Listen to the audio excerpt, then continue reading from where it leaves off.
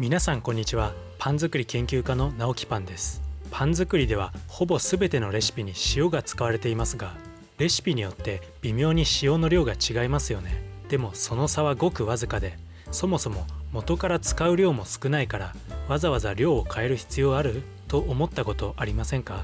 あるいは塩分摂取を控えたいから無塩にしたいとか、もっと味の濃いパンにしたいから増やしたいとか、さまざまな理由で塩の量を変えたいと思ったことがあるはずです。この動画では無塩パンと塩2倍パンと通常のパンで比較実験した結果を通して、塩の量の違いがパンに与える影響について解説します。それではどうぞ。今回比較に使用した配合はこちら。最も基本的な食パン配合から脱脂粉乳をなくして、さらに使用する油脂もショートニングのみとし、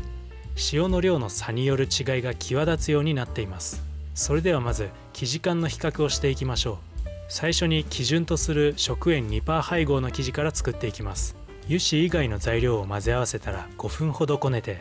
生地がまとまってきたら油脂を加え、なじませたら再度4分ほどこねました。混ぜ合わせ時間を除くと実質9分のこねで、このように指紋が透けて見えるほど薄い膜ができました。これを基準に考えましょう。次に無塩生地を作ってみます。塩がない生地はベタつくと聞いたことがあるかもしれませんが、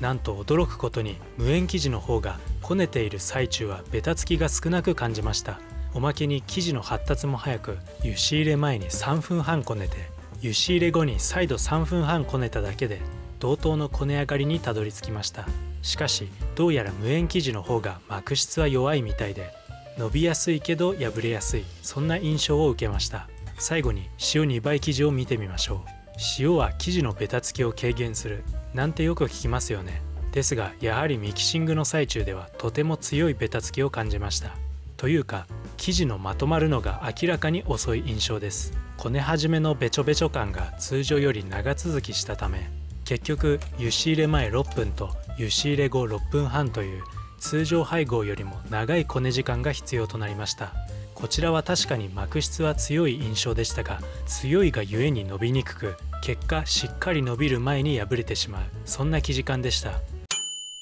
ここまでの解説はあくまでミキシング中の感覚の話です。完成した生地についてはまた異なる感覚が得られました。こちらは無塩生地の分割丸め後です。こうして指で少し強く触れてみると結構な粘着性があるのがわかります。ですが通常配合の生地はベタつき感がこれより少なく、塩2倍生地はさらにさらりとしていました。ここで一旦生地感の違いについてまとめておきましょう。無塩生地だとミキシング中のベタつき感が少なく、こね時間も短縮されるが、出来上がった生地の丈夫さに欠け終始微妙なベタつきが残る。一方で塩2倍生地の方はミキシング中のベタつき感はとても強く、こね時間も長く必要となるが、出来上がった生地はさらりとしている。ただし伸びにくい。ざっくりこんな感じでしょうか。この原理については後ほど解説するとして、先に発酵具合について見ておきましょう。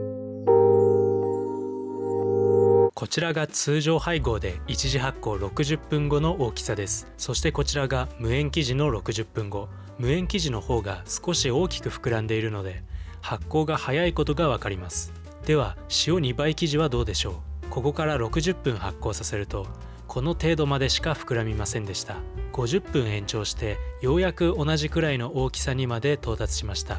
こちらは最終発酵後の様子です。通常配合は32度で75分発酵させてこのサイズですが、無塩生地は10分早く同等に膨らみ、塩2倍生地は20分延長してもこのサイズでした。発酵具合についてまとめると、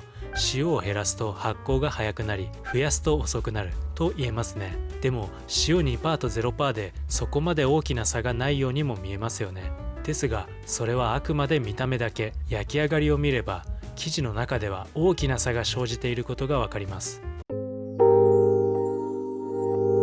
こちらが通常配合の焼き上がりです。そしてこれが無塩生地の焼き上がりです。まず焼き色が明らかに違うのがわかります。焼成温度と時間の条件は同じにしていますし、同時に焼いたわけではなく仕込み時間をずらしてどちらもオーブン中央で焼けるように調整しました。なので庫内の位置による差でこうなったわけでもありません。加えて大きさも若干ですが無塩生地の方が小さいです。発酵速度は終始無塩生地の方が早かったのに、完成形の膨らみが小さいのは意外ですよね。一方でこちらが塩2倍生地の焼き上がりです。焼き色はほんの少しだけ濃いようにも見えますが、ほぼ変わらないですね。ですが大きさはやはり小さいです。ここで焼き上がりの違いについてまとめると、塩を減らすと焼き色が薄くなり、ボリュームもやや小さくなる。かといって塩を極端に増やして焼き色が大きく変わるわけでもなく、ボリュームも低下する。通常配合が最も大きなボリュームに焼き上がる。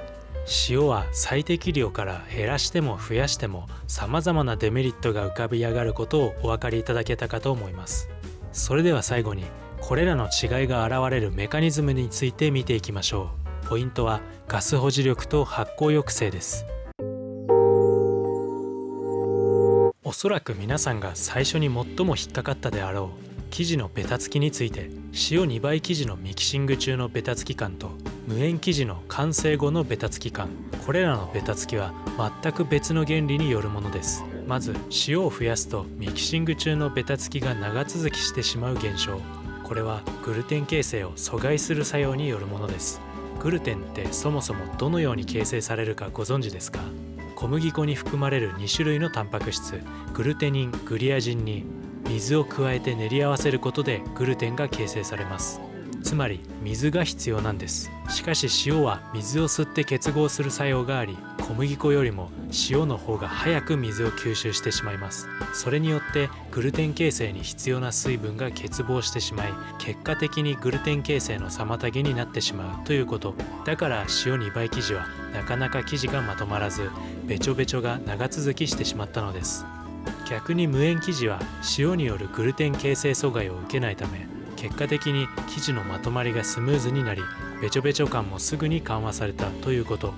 一方で生地が完成した後のベタつき感の違いはグルテン引き締め作用によるものです。塩は他の物質から水分を奪う脱水作用があります。要はとにかく水を吸いたがるのが塩なわけですが、グルテンとグルテンの隙間にある水分子を文字通り分子レベルで抜き取ってグルテン組織を密にする効果があります。密になることでそのグルテン組織は引き締まり、程よい締まり具合なら生地を丈夫にさせるということ。また引き締まることで生地表面のベタつきも緩和されます。無塩生地ではこの作用がないために完成した生地に粘着性が残っていたということです。ここまでが塩の有無で生地感が変化する原理です。発酵力に違いが見られたのはなぜだと思いますか？殺菌作用とか発酵抑制効果とかいろいろな言葉で表現されることが多いですが、どれも元は同じで浸透圧の上昇によるものです。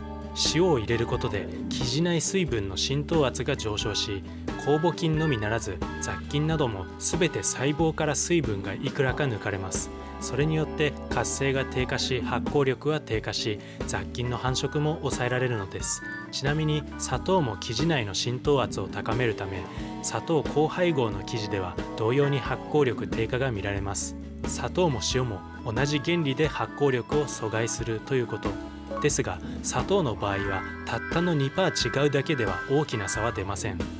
塩の方が微量の差による変化が大きいのはなぜでしょう。それは塩の浸透圧が砂糖の12倍だからです。つまり塩の配合が 1% ずれただけで砂糖 12% 分の違いを生地に与えてしまうということ。だから僕は塩の計量は 0.1g 単位で正確にやることをお勧めしているのです。そして焼き色の違いも発酵抑制作用の有無による効果です。塩がないことで発酵が進みすぎてしまい、生地内の糖分が消費されすぎてしまうのです。糖分が減ることで焼き色の元となる化学反応メイラード反応も鈍くなり、その結果焼き色と香りが劣ります。ですがこんな疑問を抱きませんか？膨らみすぎないように早めに発酵を切り上げればいいんじゃないの？僕も以前はそう考えました。しかし膨らみ具合イコール発酵具合ではないのです。事実今回の現象でも一次発酵は少し大きくなってしまったものの、言うほど大したオーバーでもないですし、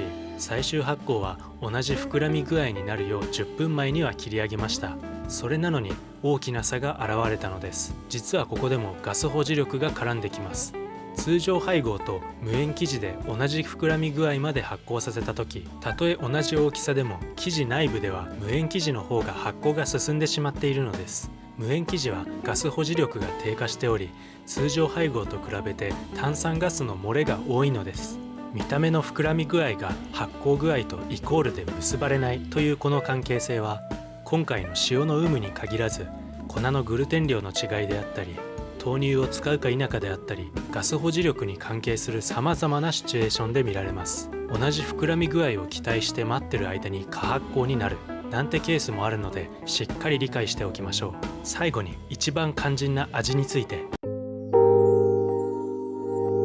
無塩のパンは舌先で触れた瞬間に違和感を覚えました。脳が知っているパンの味じゃないことを本能的に感じ取ったのでしょうか。トーストすると香ばしさは感じられて、香りが口から鼻に抜けるその一瞬は美味しく感じますが、やはりとにかく美味しくないです。味が薄いなんてレベルではありません。一方で塩2倍のパンはしょっぱくて、これも美味しいとは言えません。なんだか体に悪そうなしょっぱさです。試しに無塩パンと塩2倍パンを同時に口の中に放り込んで食べてみたら、これなら違和感なく食べられました。結局最終的に口の中で味覚が完成すればいいので、無塩パンは他の味が濃いものと一緒に食べると美味しく食べられるでしょう。何も塩分の濃いものである必要はなく、塩味を旨味で補うなどすれば十分美味しくなるでしょう。今回の比較検証についてのより詳しい解説や、無塩減塩パンの美味しい食べ方や美味しく作るポイントなど、パン作りの教科書公式サイトにて公開しています。概要欄にリンクを貼っておくので、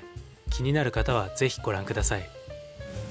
今回の動画は以上になります。今後もパン作り上達に役立つコツや知識を皆さんに分かりやすく解説していくので、高評価とチャンネル登録で応援お願いします。最後までご視聴ありがとうございます。それじゃあバイバイ。